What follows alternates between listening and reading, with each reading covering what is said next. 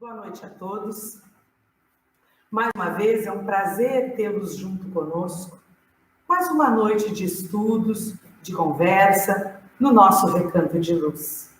Infelizmente, ainda não podemos estar juntos presencialmente, mas que o carinho passe daqui para todos que estão nos ouvindo e nos assistindo.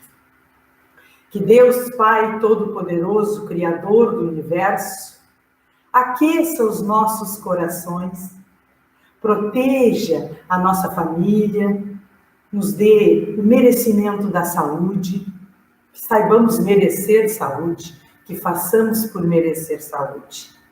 E que saibamos reconhecer o ombro amado do Pai sempre ao nosso lado. Que assim seja.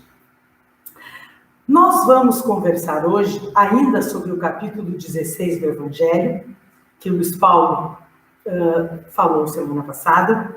Não se pode servir a Deus e a Mamon. Vamos conversar hoje sobre a utilidade providencial da riqueza, provas da riqueza e da miséria e desigualdade das riquezas.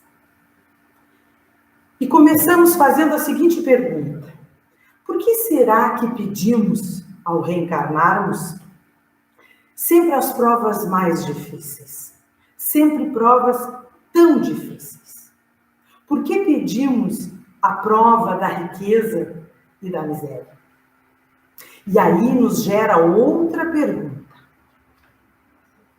Prova dura da riqueza? É uma prova sofrida ser rico? É uma prova dura ter dinheiro, carros, viagens, cartões, férias? É bom? É duro? Joana de Ângeles, neste livro Vida, Desafios e Soluções, Joana escreve pelas mãos de Divaldo.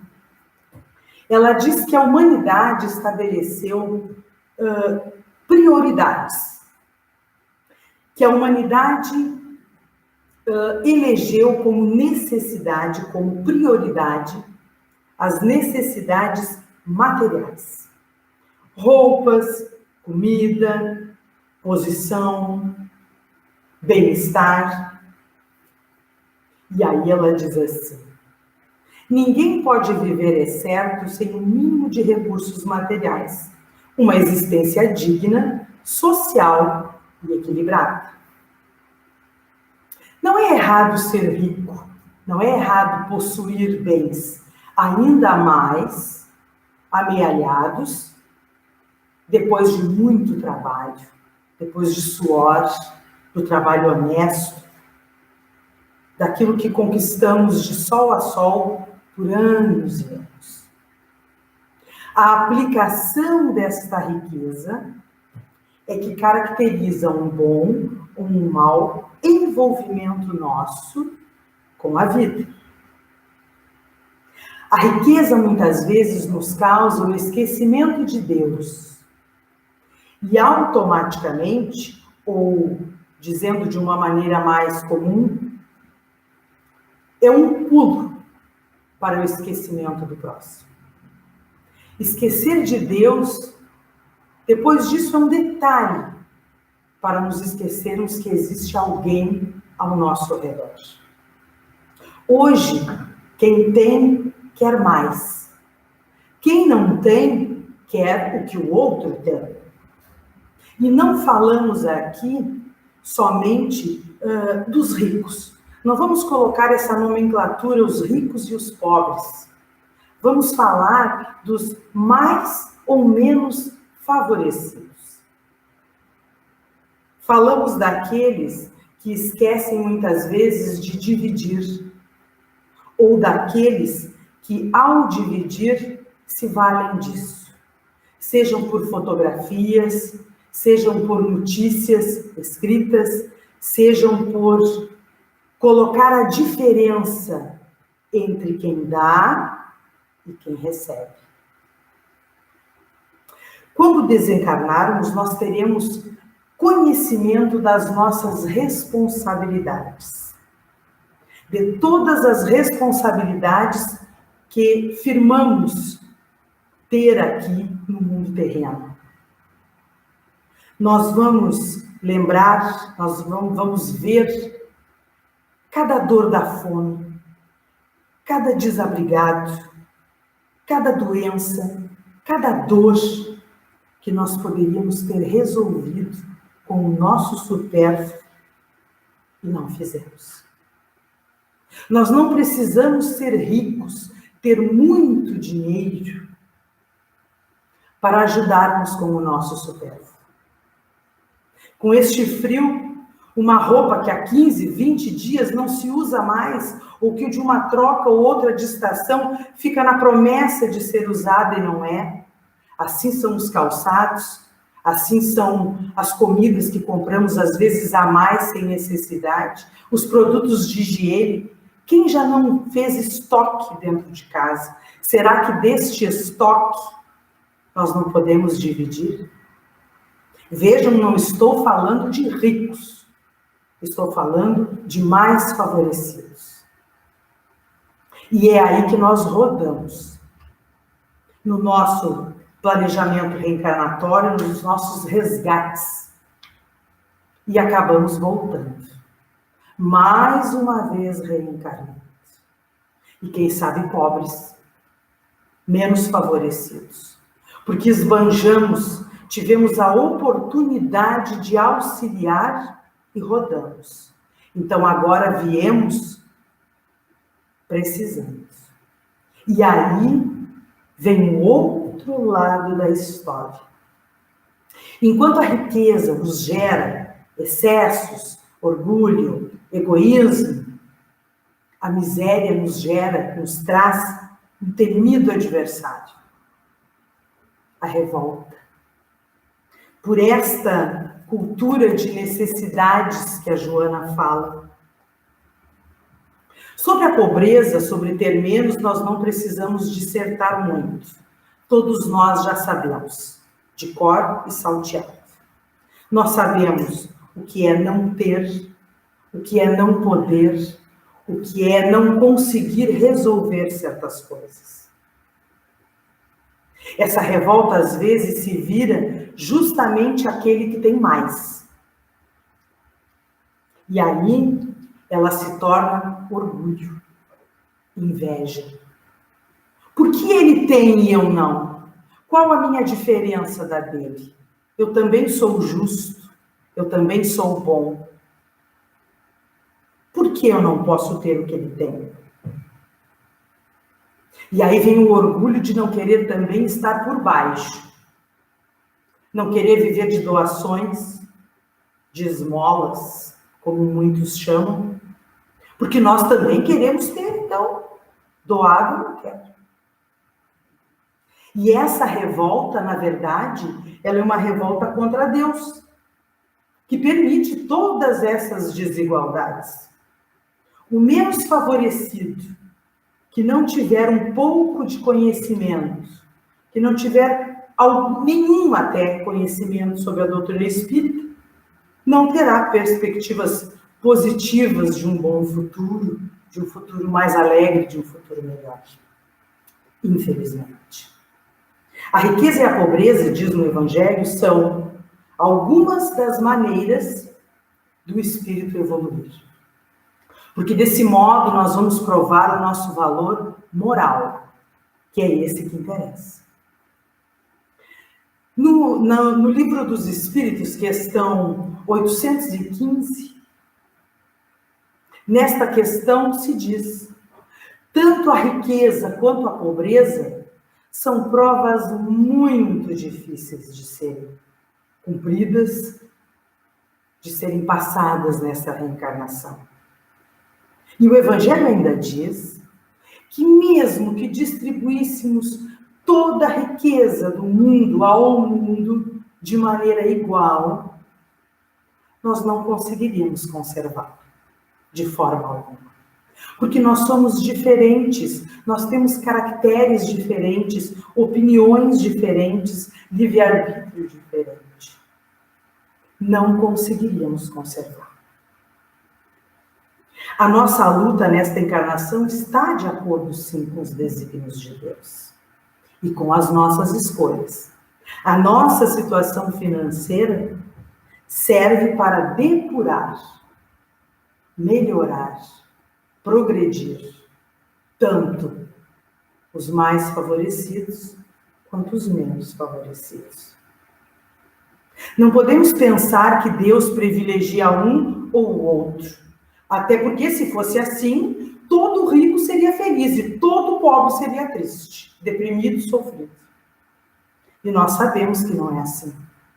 Quantos que têm muito vivem uma vida de tristeza, perdendo seus entes queridos, lutando com toda a sua fortuna para curarem doenças, males irreversíveis.